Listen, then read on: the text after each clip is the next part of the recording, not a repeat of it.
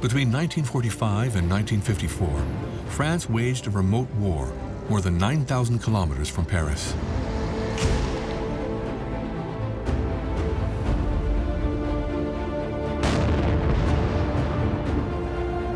It was an horrific war, marked by bargaining and betrayal, idealism and disillusionment.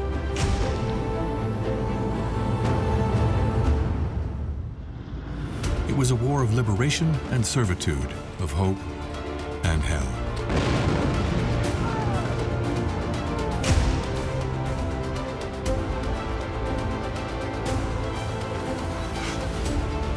This war devastated a country, caused hundreds of thousands of deaths, and initiated the collapse of the French colonial empire.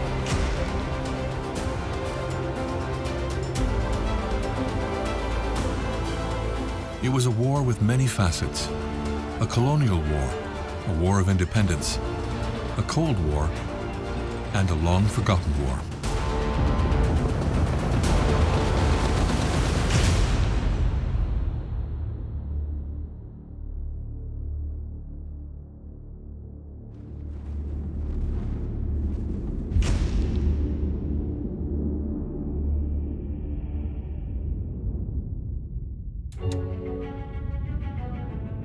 In the 1930s, France controlled an immense empire of nearly 40 territories, spanning Asia, Africa, America, and Oceania. It ruled over nearly 100 million people, covering 12 million kilometers.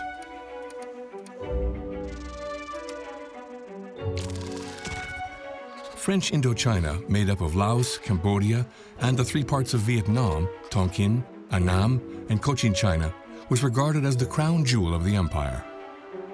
France had been flying its flag there for 70 years.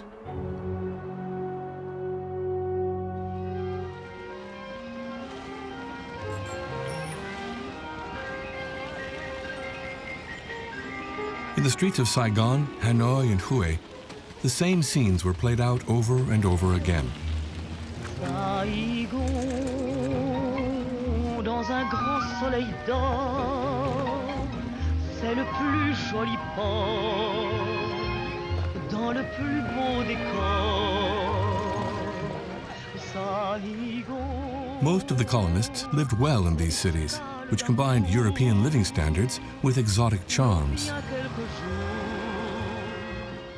Businessmen negotiated lucrative deals on cafe terraces, while their wives busied themselves in a world designed for their gratification.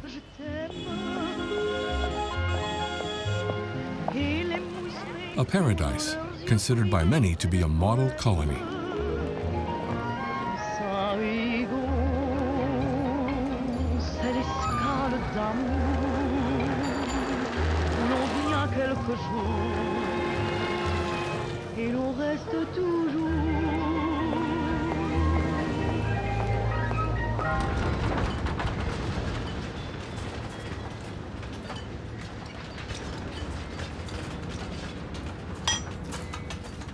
But while the bulk of the 36,000 colonists enjoyed the gentle tropics, daily life for the vast majority of the 23 million Indochinese under French rule was much bleaker.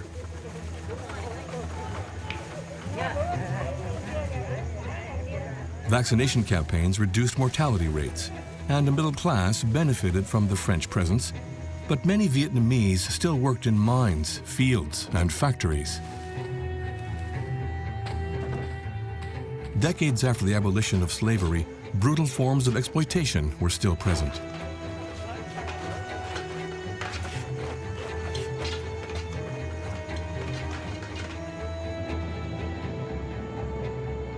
The colonizers exploited the country's immense natural resources: ore, wood, coal, tea, rice, and above all, rubber trees, which brought in huge profits.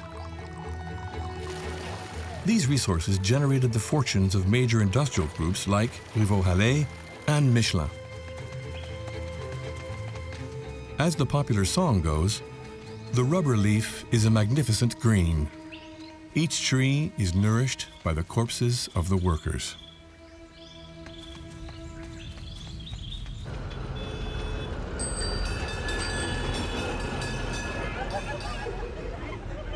In this society, where the colonists and the indigenous people rarely saw one another, other than in the huge brothels in Saigon's Cholon district, independence movements were already making noise. They were all violently suppressed by the colonial authorities. Woe to anyone who dared to raise their voice. But an incident was about to disrupt this situation.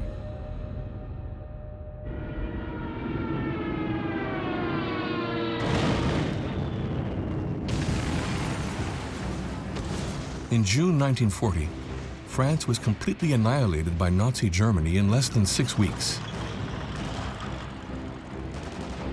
The empire was stunned. Gauvin Chu, a young man from Vietnam, recalled, "Back home we used to say, what fools the Germans are attacking such a great empire. The defeat of 1940 was so unexpected that some people refused to believe it. There was something distorted in our ideas.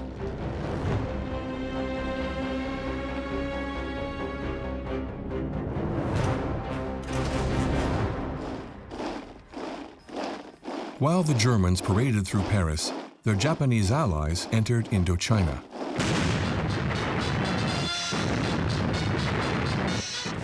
Japan moves in to protect Indochina.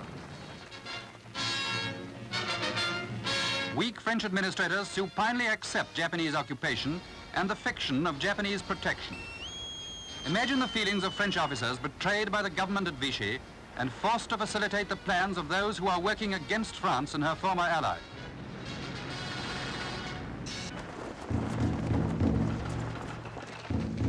The Japanese army moved into the area.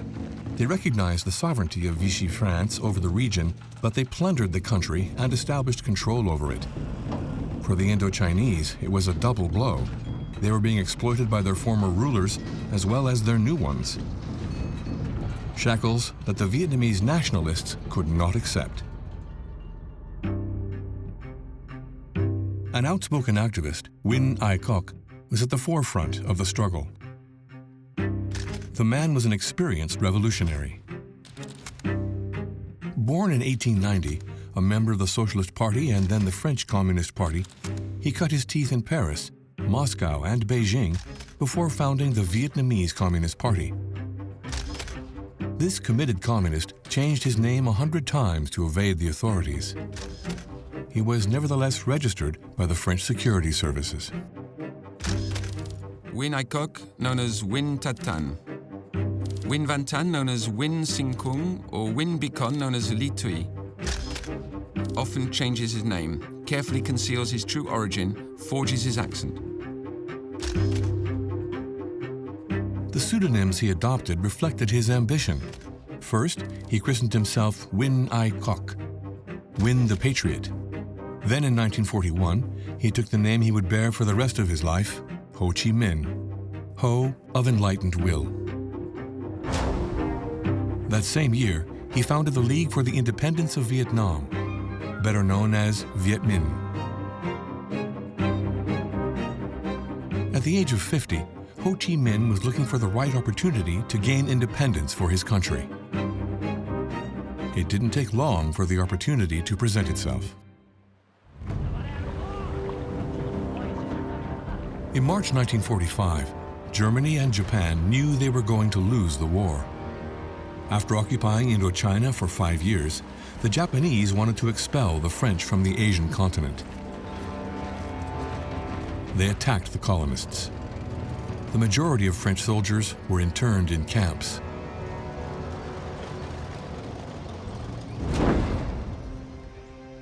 Those who dared to resist were tortured, shot, or beheaded.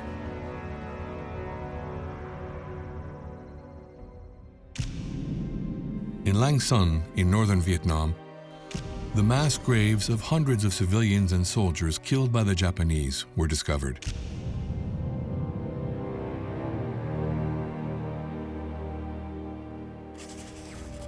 To put an end to French sovereignty, Tokyo granted independence to the 3 Indochinese states. In Cambodia, the young king Norodom Sihanouk declared independence. King Sisavang took over in Laos. And Emperor Bao Dai, forever sporting his sunglasses, declared independence in Vietnam. But while these rulers may have won their thrones, they didn't have any power. The Japanese remained the rulers. French Indochina ceased to exist.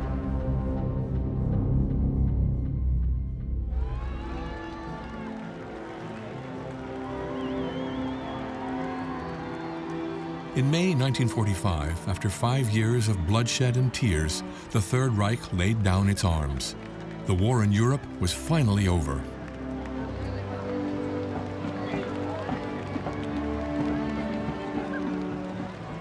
The war is over was the message in every country where victory was being celebrated. But in the Pacific, the Second World War continued. The Japanese were putting up fierce resistance. To win, the Americans needed intelligence on the Japanese troops occupying Indochina.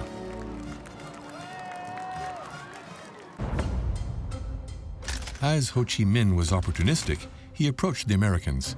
He was looking for legitimacy. He placed his few men at the service of agents from the OSS, the forerunner of the CIA, which operated in the Far East. They provided invaluable information on the occupying forces. In return, the United States trained around 200 Viet Minh militants. Grenade throwing, rifle marksmanship, operating a rocket launcher. When the time came, they would be able to rise up against the Japanese invaders.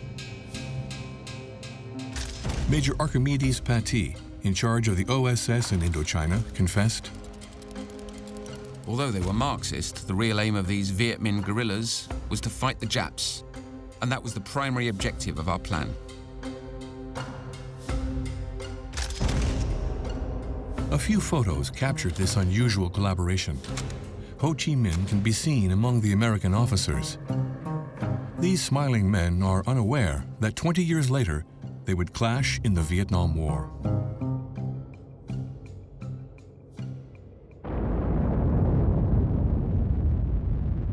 A few months later, in August 1945, the atomic bombs rained down on Hiroshima and Nagasaki. Like Germany, Japan capitulated. For Ho Chi Minh, it was the perfect opportunity. The Japanese troops were leaving the country, and the French troops had not yet returned. The road was clear. Ho Chi Minh called on his supporters to take over the official buildings. On September 2nd, 1945, he entered Hanoi's Ba Dinh Square and gave a speech that would go down in history.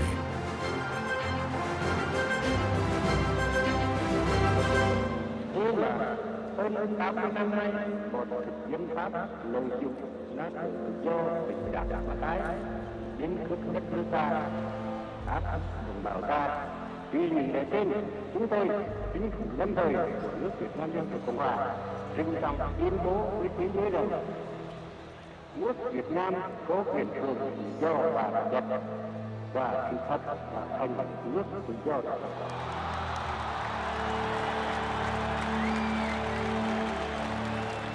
When Ho Chi Minh raised the flag of independence, he won the hearts of the Vietnamese people, who called him Uncle Ho.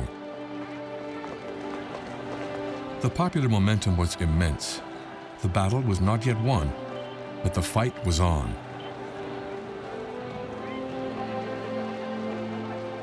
A schoolboy remembered. After 60 years of carrying the dishonor of being under foreign domination, we had our president and a declaration of independence like every other free country in the world. A young Vietnamese man wrote in his diary, Today we're free. Free to laugh, to sing, to live independently. Free to cry and suffer for the country of our fathers.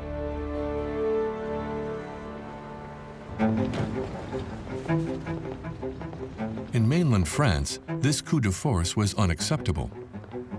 For de Gaulle, then president of the provisional government, Paris did not have to obey the dictates of this rebel. France had to re-establish its reputation, with blood and steel if necessary.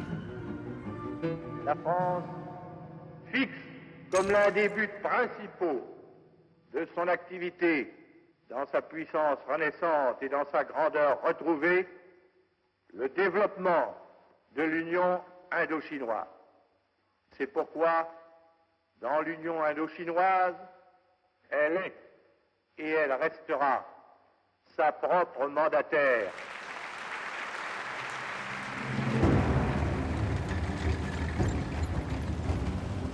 Restoring the empire was a priority. De Gaulle sent General Leclerc, a hero of the Second World War, to Indochina immediately. The country had to be taken back from the Viet Minh. Leclerc's 45,000 men quickly began the reconquest. But de Gaulle didn't think about any diplomatic solutions. It was up to the guns to provide the answers. Ho Chi Minh could not afford a war. He was pragmatic, negotiating with the French and allowing their troops to return to Vietnam.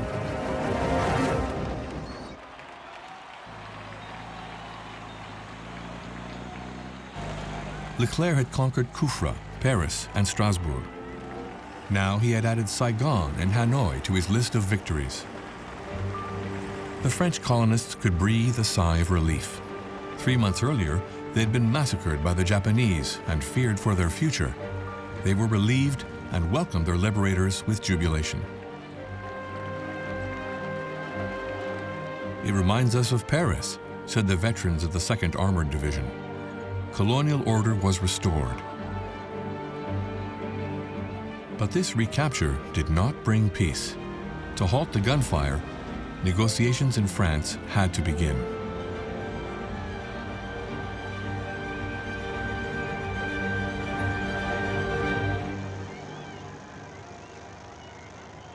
A few months later, on May 31st, 1946, Ho Chi Minh flew back to France. The timing was bad. The Fourth Republic was in the middle of a political crisis. De Gaulle had left office a few months earlier, and Félix Gouin's government had just fallen.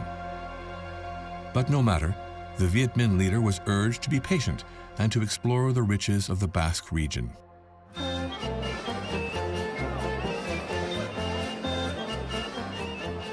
He visited Biarritz and Saint-Jean-de-Luz and learned to play pelota until a government was finally formed.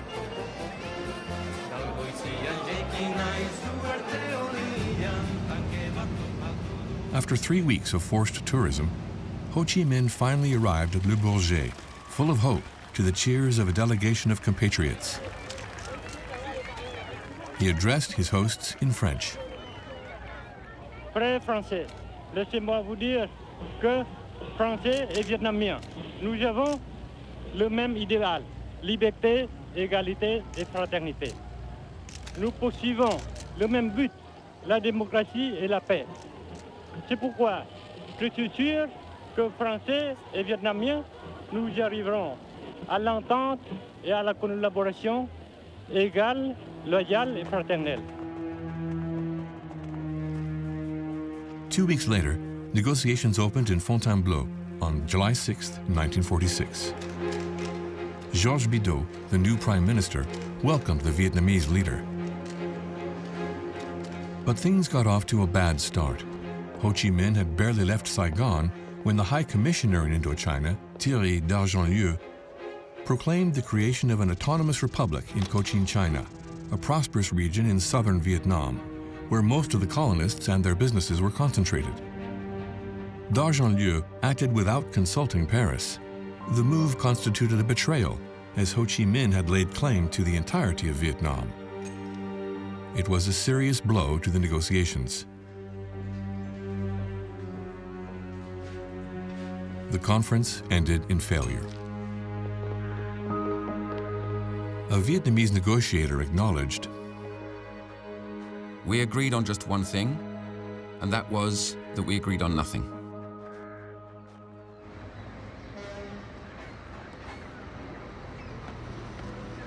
However, Ho Chi Minh did not return with nothing. The negotiations had given him an international stature that enhanced his prestige.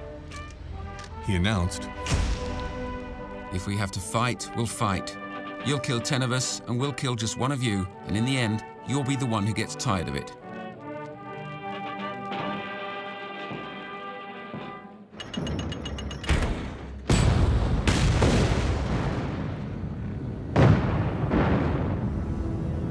The unthinkable quickly happened.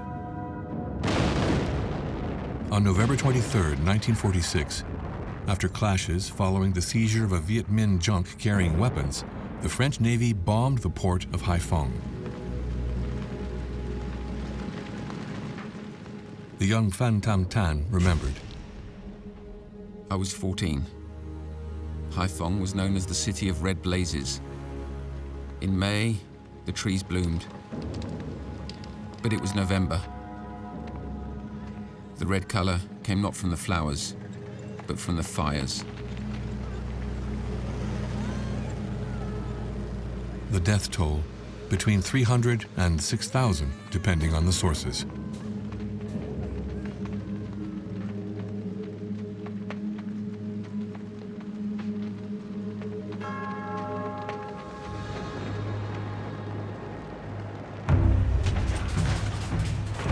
Ho Chi Minh decided to fight back. A month later, on December 19, 1946, he called on the Vietnamese people to rise up. He who has a gun, let him use his gun. He who has a sword, let him use his sword. Let everyone fight colonialism. In the north, Hanoi went up in flames. French nationals were massacred and buildings ransacked. A chain of escalating violence was set in motion. The French army shelled Hanoi day and night.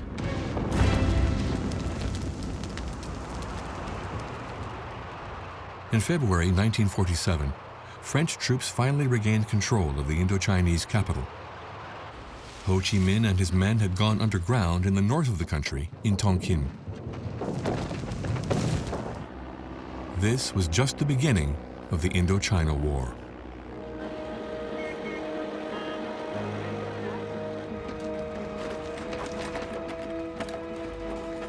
The French people remained indifferent to the drama unfolding so far from their borders.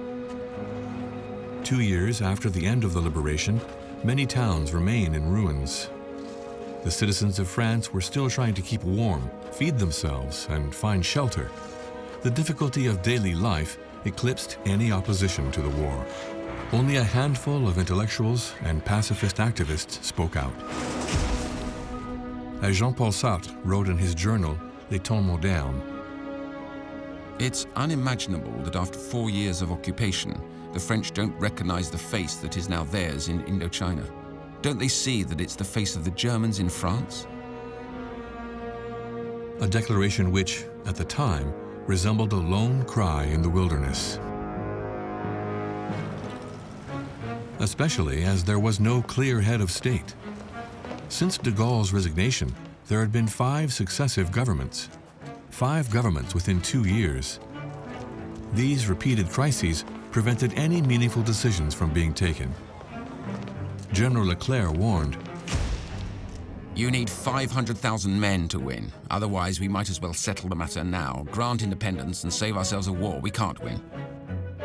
Leclerc was not listened to. In 1947, Paul Ramadier's government finally decided on a strategy. It announced, We will end the war as soon as there is order and security. it was a way of buying time because no government wanted to give up Indochina. It was essential to the greatness of the empire. It was time for a confrontation.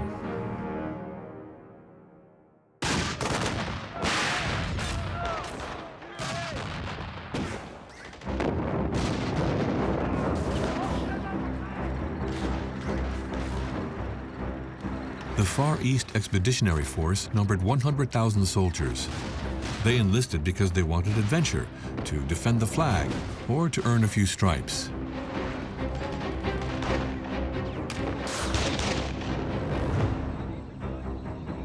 Ho Chi Minh had only 60,000 motivated but poorly equipped men.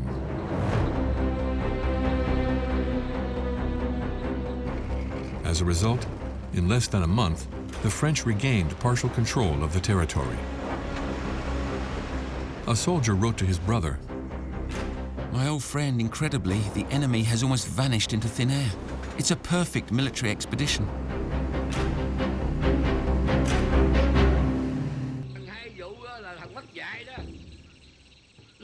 But Ho Chi Minh, like all the Viet Minh leaders, eluded the French. His fighters refined their strategies. At their head was a former history teacher, General Giap. This Napoleon enthusiast had a tenacious hatred of the colonizers, and with good reason. His first wife had died in French prison, and his sister-in-law was executed for her communist activism. These wounds continued to sting. Since the Battle of Hanoi, Giap understood that his men had no chance of defeating the French army in regular confrontations. Their only advantage was guerrilla warfare. They would exploit their knowledge of the terrain to force their opponents into a war of attrition. Ho Chi Minh compared his army to a tiger facing an elephant. If the tiger doesn't move, the elephant will pierce it with its powerful tusks. But the tiger is always on the move, striking fast and hard before disappearing. From then on, the Viet Minh would attack, escape, and withdraw into impenetrable areas.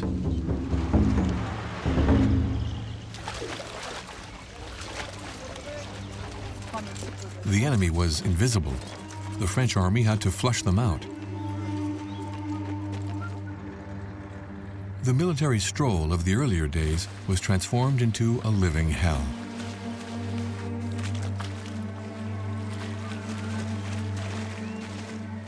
Every path, every jungle, every rice field became a trap for an ambush. A corporal confided. These hidden traps that pierce the foot have become our worst fear. Every time it's a wound that gets infected, a blow to morale, and then 2 or 3 of us are called upon to transport the injured person.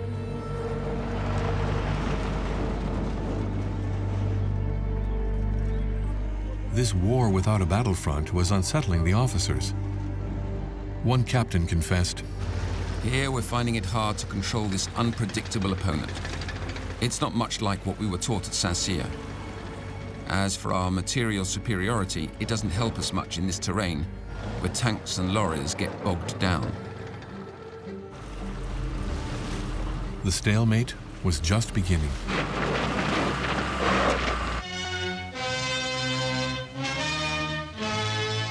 Pictures received from Indochina certainly underline the difficulties in which France is involved in the Far East.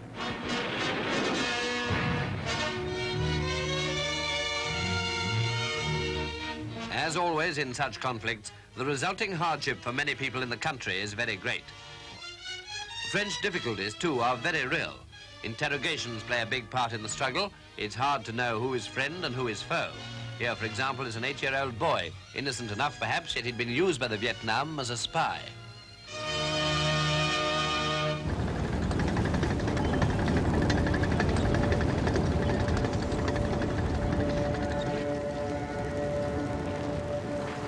Badgered and isolated in the midst of a population they distrusted, the French soldiers sometimes gave in to violence or became embroiled in bloodthirsty acts of revenge.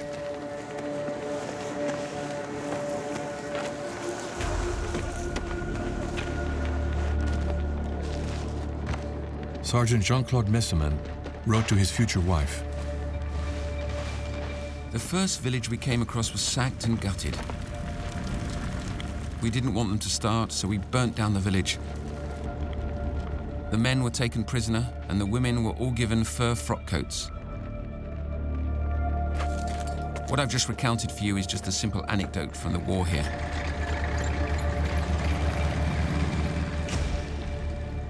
On November 29, 1947, the French army entered the village of Cao Ho in South Vietnam. 286 inhabitants were massacred. Far from winning over the people, the expeditionary force alienated them.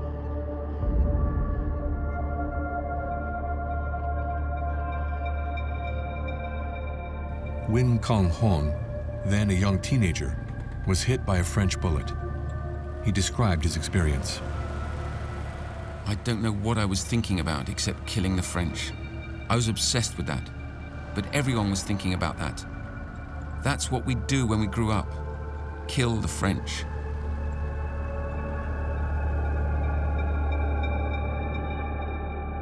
The acts of reprisal by the colonial army and the brutalization of Vietnamese society drove thousands of recruits into the arms of Ho Chi Minh.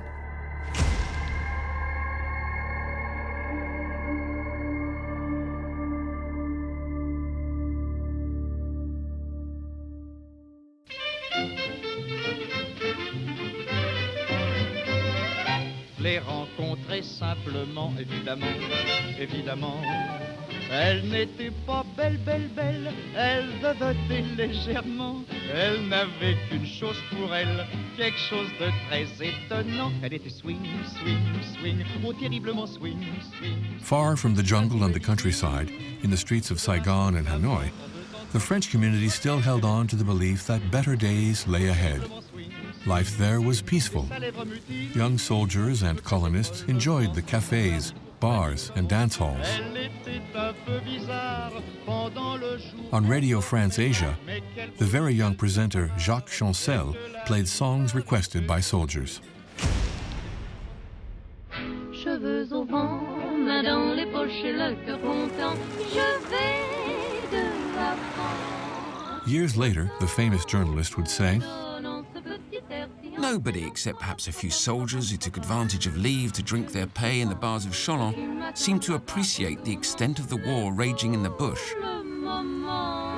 The soldiers on leave were attempting to escape the miserable times. They gambled at the casino, experimented with opium, and socialized with the women. Sometimes these women were part of Ho Chi Minh's love brigades, providing valuable intelligence. The war was atrocious, but it made a lot of people rich. Prostitutes, gun runners, merchants, shopkeepers, they were all involved in trafficking. Not least with the Viet Minh. Opium, weapons, everything could be bought and sold. They bought Indochinese piastres for 10 francs and sold them in France at the official rate of 17 francs, pocketing the difference on the way. War had its benefits. A Frenchman in the import-export business confided, How many more good years do you think there'll be in Indochina? Let's hope the war lasts.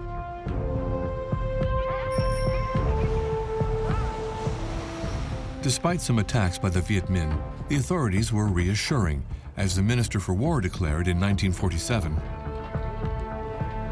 I believe that there's no longer a military problem in Indochina. The success of our weapons is total. Terrible blindness.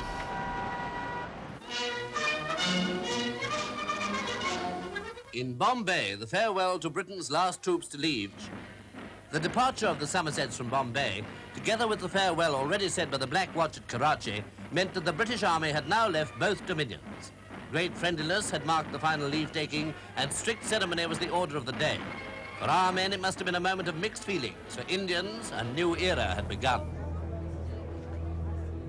Throughout the world, colonial empires were crumbling. The British Crown had already given up India, Ceylon, and Burma. The Netherlands was beginning to let go of Indonesia. French leaders were not blind. They recognized that sooner or later they would have to make concessions, but France clung to its empire. In 1947, it crushed a bloody revolt in Madagascar and was striving to hold on to its African colonies.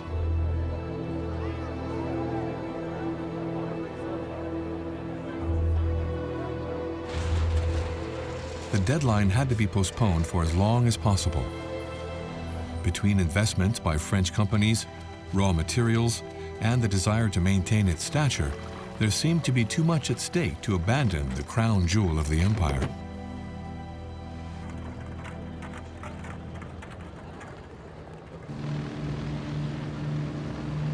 To prevent the loss of its territory and crush communism, Paris devised a political strategy.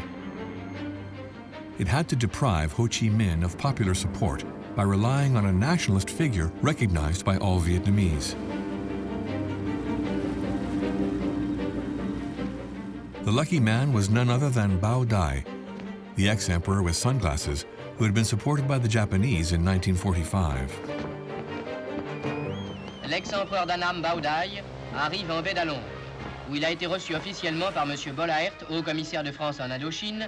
L'importance des conversations qui se sont déroulées au cours de cette rencontre est considérable. Les observateurs s'accordent à reconnaître que l'entrevue de la baie d'Along peut marquer un tournant de la politique indochinoise.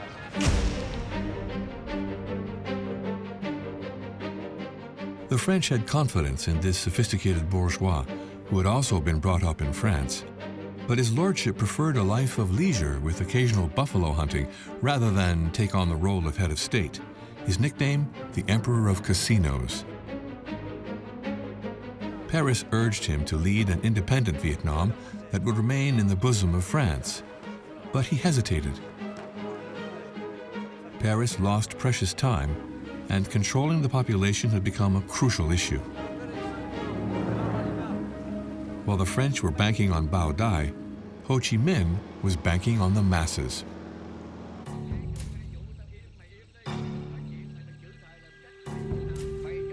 In 1948, the Viet Minh launched their first major patriotic campaign, a well-established propaganda tool in the communist world.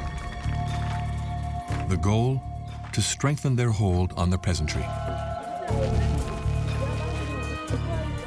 The party organized competitions to identify the villages that donated the most rice, clothing, or meat to Viet Minh fighters in order to obtain a certificate of patriotism.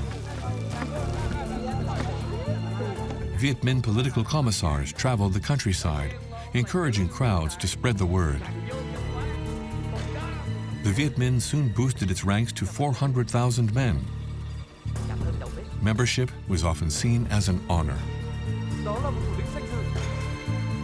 The young Phan Tan Tam wrote, "This is one of the happiest days of my life. I'm no longer alone.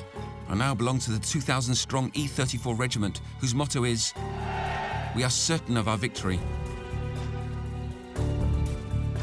The indoctrination worked all the better as opponents were murdered in cold blood. Beneath his seemingly unassuming appearance, Ho Chi Minh was a true warlord. Nothing diverted him from his two objectives, independence and the establishment of a communist regime. While the French were committing atrocities, the communists were waging a bloody crackdown on rival nationalist movements. Thousands of rival militants were murdered. Intimidation, torture, and death were part of the toolkit of both sides.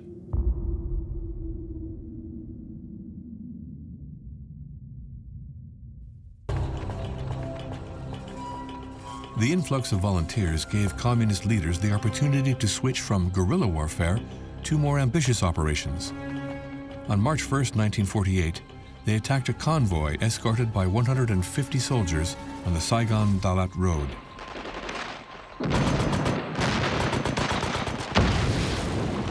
The toll was dramatic. Almost 100 dead and over 200 hostages. A disaster.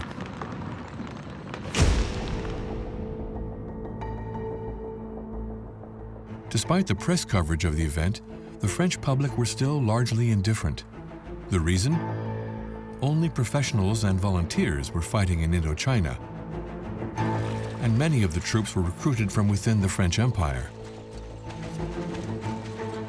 Algerians, Moroccans, and soldiers from sub-Saharan Africa. Colonized people fighting other colonized people.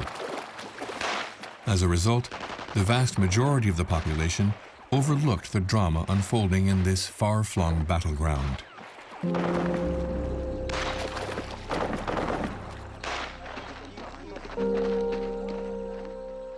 A soldier told his story.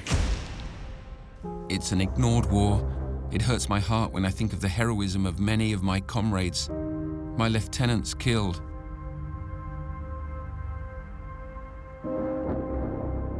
Yet, criticism about the war was starting to emerge. At the time, the Communist Party was one of France's strongest parties. It denounced the foul war, which, it said, served the interests of finance and big business. Its slogan, "Not one man, not one penny for the Vietnam War." This was during the Cold War, and Moscow's influence was felt far and wide. In the ports, dockers went on strike to prevent arms being shipped to Indochina.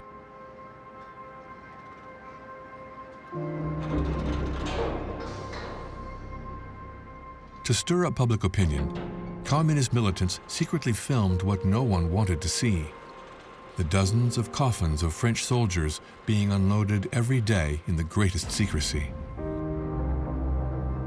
The French leaders became increasingly worried.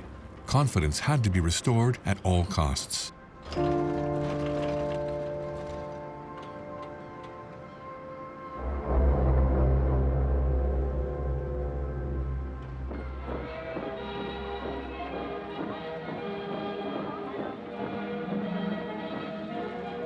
At the end of 1949, after 3 years of war, France had failed to crush the Viet Minh, despite the superiority of its army. In the absence of a military solution, the authorities finally granted independence to Vietnam and placed Emperor Bao Dai at its head, who had finally agreed to assume the position.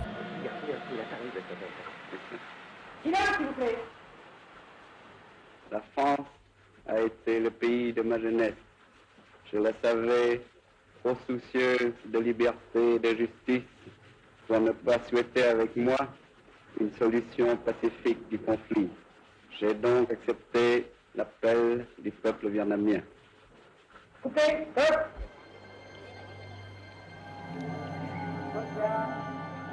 But the independence was entirely symbolic.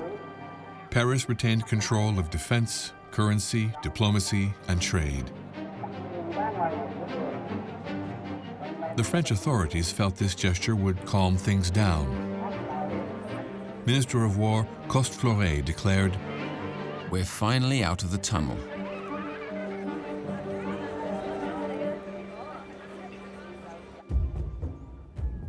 But it was too late. The Viet Minh had consolidated its hold on the country, above all in the north. Giap and Ho Chi Minh developed their armies. Companies became battalions. Battalions, regiments. For the previous 3 years, France had always been a step behind. By refusing to give up anything, France would end up losing everything. And another event would further shift the balance of power.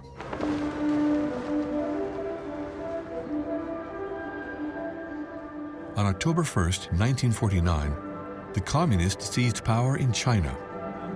Mao Zedong proclaimed the People's Republic. From then on, the Viet Minh could count on the help of their big red brother to win the war. For Ho Chi Minh, this was an immense relief. Communist China supplied weapons and dispatched experts.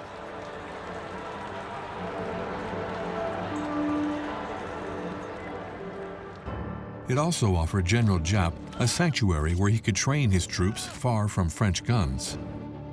The repercussions were enormous.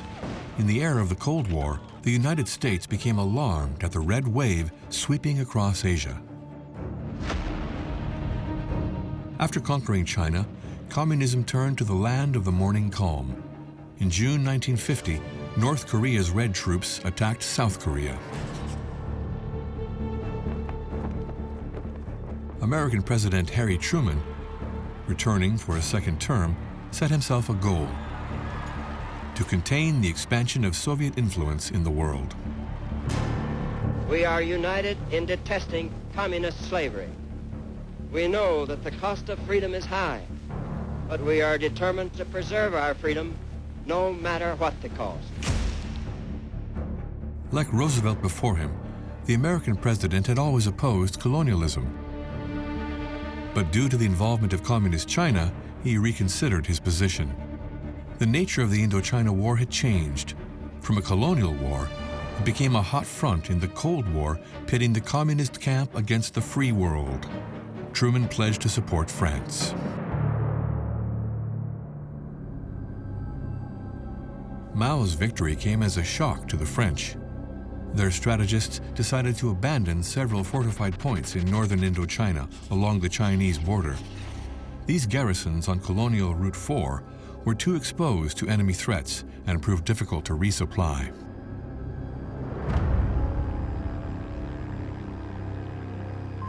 On October 3, 1950, just as the evacuation of the Cao Bang outpost had begun, General Giap launched a full-scale attack with more than 30,000 men.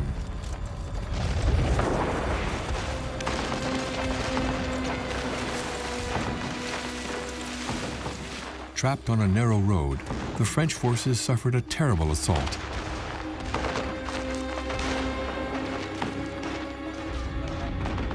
Even the reinforcements were caught off guard. Forced to abandon their wounded comrades in the jungle, the survivors were severely shaken.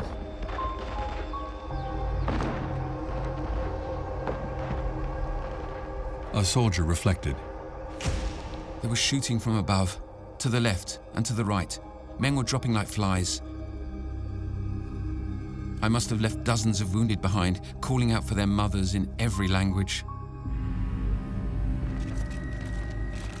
Viet Minh soldiers captured thousands of prisoners.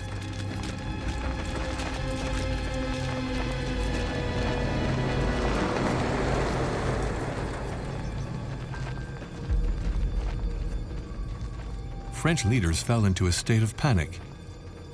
Bases were abandoned even though they were in no way threatened.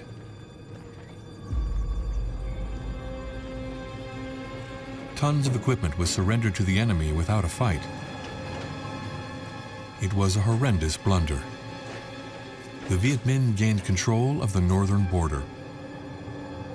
Nothing could stop the flow of Chinese weapons and equipment.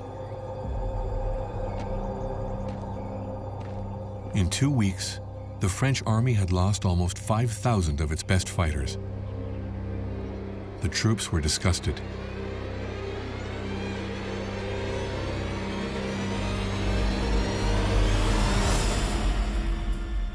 A dejected young soldier, Bernard de Lattre de Tassigny, wrote to his father,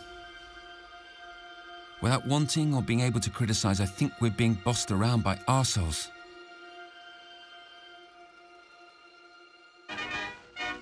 The French news continued to report that the situation was under control. Les mesures militaires prises à la suite du désastre de Cao Bang sont en cours et l'offensive communiste semble stoppée.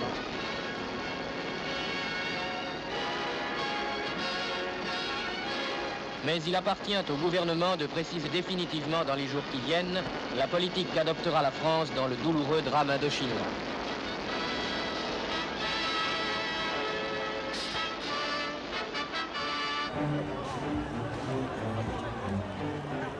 The disaster at Cao Bang shook up public opinion. In 1950, the French finally understood that their soldiers were fighting on the other side of the world and dying by the thousands.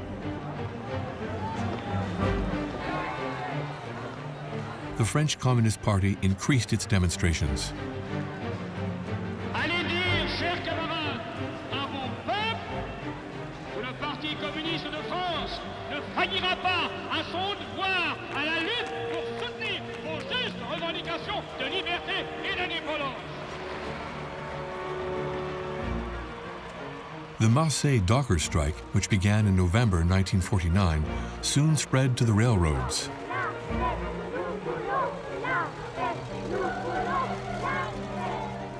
The movement saw its first martyrs, like Raymond Dien, a 20-year-old typist who was imprisoned for lying down in front of a train carrying military equipment to the Far East.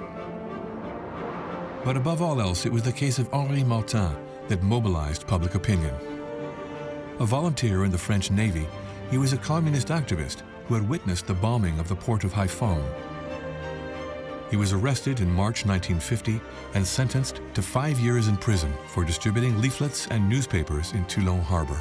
5 years for daring to protest. In Paris and the provinces, defense committees were formed on the initiative of the Communist Party.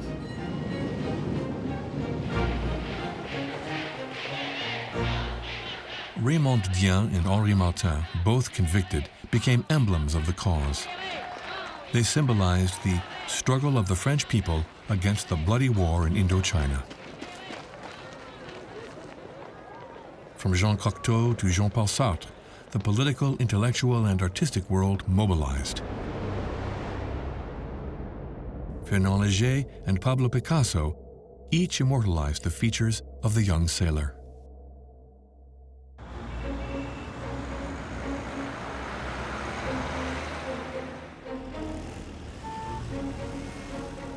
The Communist Party brought the protest to the National Assembly.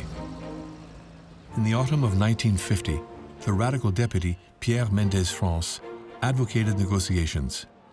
In an emotional moment, he announced, "We simply don't have the means to implement the military victory we've been hoping for so long. Have the courage to face the truth. Have the courage to tell the country." His visionary speech caused a sensation, but won little support. For René Pleven, the 11th French Prime Minister since the start of the war, the very idea of a compromise with the Viet Minh was unthinkable.